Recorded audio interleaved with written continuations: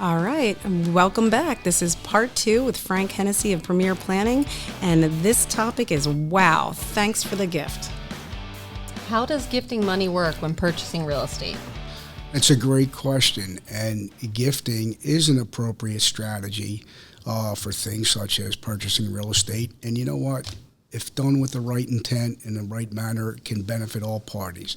You know, the giftor or the donor, right, as well as the recipient beneficiary. So we're probably talking about grandparents, parents, and kids and grandkids. We see it all the time, especially lately. Yeah, and so, gifting can really help in a number of ways. It can help the person who's looking to buy a house to shore up their finances, maybe pay down some debt, improve their credit score, and certainly give them more purchasing power and more ability to put a down payment down. But like anything else, there's strict rules and guidelines to follow, and you're going to want to let your lender know everything you're doing. They're going to have disclosure requirements because they'll all have different ways they calculate it towards your payment and your income and such. But, Corey, there's really the most popular forms of gifting are what we'll call annual exclusion gifting, and that's the form where right now anybody can give up to $17,000 of value, cash, securities, assets, to another person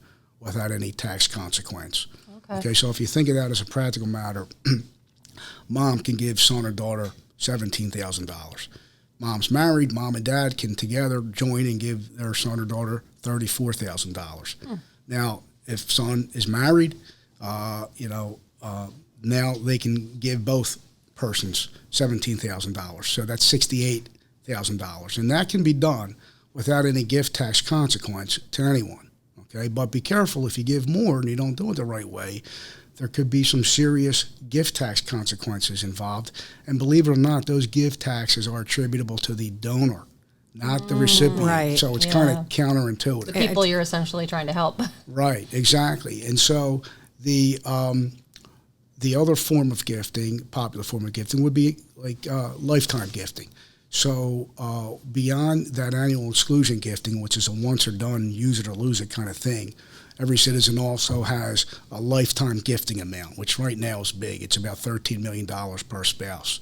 And so if you wanted to give Someone can gift me that. I was going to say, can I get Hey, I did say they can gift. You can gift to anybody. You don't have to be related, so we can all put our We hands are up. willing participants if anyone's out there listening. Sure. But if you're going to give beyond that $17,000 per donor, per recipient, there's a way to do it. You just have to file appropriate gift tax forms in order to do so. But one thing you might want to think about is if you're going to give, we talked about the gift can be other than cash. It could be securities, for example.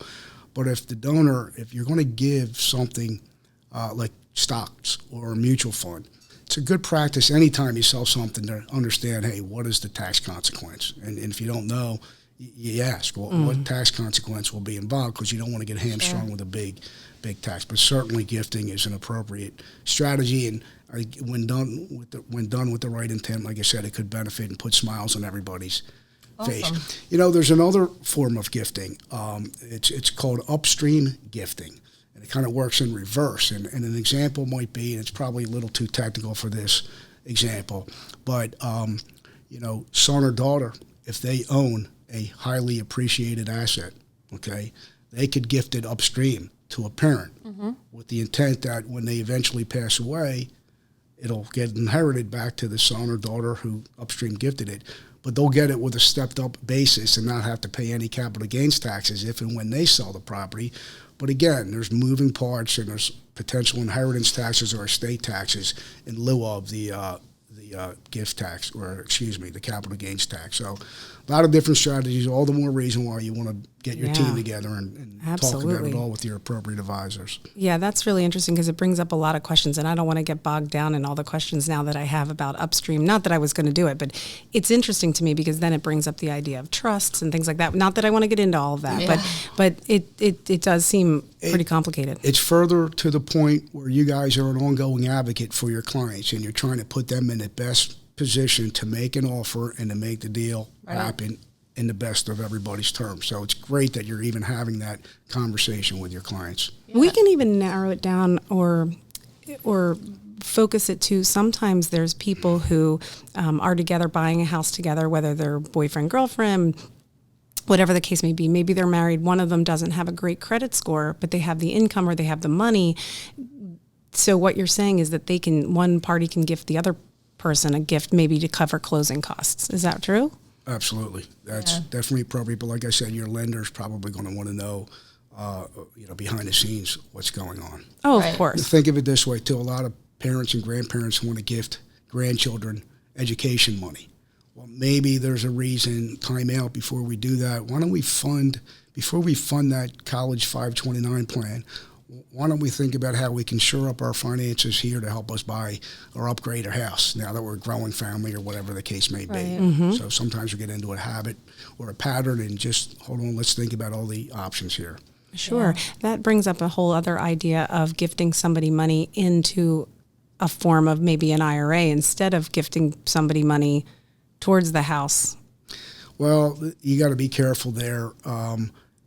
IRA has certain eligibility requirements. Whether you're married, filing jointly, do you participate in the plan? There's so many other things to think about. I'd probably stay away from that unless you really know, all the details. Well, you may or not qualify for an IRA contribution based on so many different factors. Right. So you said $17,000 per person right. So it could add up pretty quickly. But we've seen in certain circumstances where somebody's gifting somebody $100,000. Sure. Is that part of the lifetime value? That's probably part of, they should be doing it as part of the lifetime exclusion, right? And then there's a form that you have to file with your taxes. Otherwise, you have to be careful. If you're going to gift an appreciated asset, you're usually going to gift your cost basis as well, which means if the recipient ever sold it, they're going to get your cost basis and a built-in taxable gain. But if you're gifting cash, that's not so much the issue. Rule of thumb is with a lot of highly appreciated assets, sometimes it's better to inherit those than to be gifted them because then you get the step up in cost basis. But yeah, to your point, if somebody's giving somebody $100,000 in cash, 17 of it or 34 if they're married or 68 if there's two beneficiaries and two people giving, if it's beyond that, then you can do it. You just have to use the rest of that, which eats into your lifetime exclusion amount. Right. And that's a really good strategy right now because after 2025, the lifetime exclusion amount is likely to come down, maybe to half of what it is now. And so for wealthy families and only $6.5 million. Yeah. Still take it. Wealthy families might want to consider doing some advanced gifting right now. Sooner, yeah. You mentioned that it might benefit the donor. How does that work? Let's say the donor is wealthy, and they have a sizable estate, which could be subject to estate taxes upon their demise. So a lot of times what we try to do is lower the value of the estate for purposes of federal estate taxes so that it reduces the ultimate taxes. And in the meantime, they're giving it to the kids or grandkids or a trust. So the family wealth is still intact, but they're trying to get it out of their taxable estate for purposes of federal estate taxes. And then certainly beyond the tax implications, there's a lot of goodwill or, hey, if I'm a grandparent giving my kids or grandkids money, I get to see my money in action while I'm alive. Right. Which is a nice cool thought, for sure. I think the one thing that I keep hearing you say over and over again from the beginning of our conversation to even our last session to now is just ask questions, ask lots of questions about tax, benefits or tax, implications or things like that. That's what I'm absolutely. And, when you're talking about helping people accumulate and prepare themselves to buy a house or upgrade a house, the questions, how do I accumulate money? That's one thing. How is it taxed when it goes in? Is it pre-tax? Is it post-tax? How is it taxed while it's earning? Is it taxable? Is it tax deferred? Is it tax-free? How is it taxed when you take it out? Okay? Is it totally taxable? Is the principal tax-free and the interest is taxable? So these are some of the questions that you always want to ask. And if I do sell an asset, how is it taxed? Not only how do I accumulate money, but which money should I spend when? So if you do these things correctly, you're going to put yourself in a strong financial position. But if you do them wrong, taxes, penalties. Yeah, people make mistakes. You know, and I sometimes. think this is a perfect opportunity for me to say to you, Frank, that when you took me on as a client at 30, I didn't know anything. I didn't know any of this. And it all sounds so very complicated that I think it's important that you align yourself with somebody who educates you and helps you to understand. You were saying ask the question. Sometimes you don't even know the question to ask. Nope. So, you know, I think it's important. How do you, you know, as a financial advisor, help someone understand the things that they might not be asking? Yeah, well, just like you do, you know, you have a process that you use with your client, and you've got to let them know, hey, here are the 5 things that have to happen from you to get to where you are, to where you want to be. And then you act as their ongoing coach, their ongoing advocate to make sure they're making good decisions.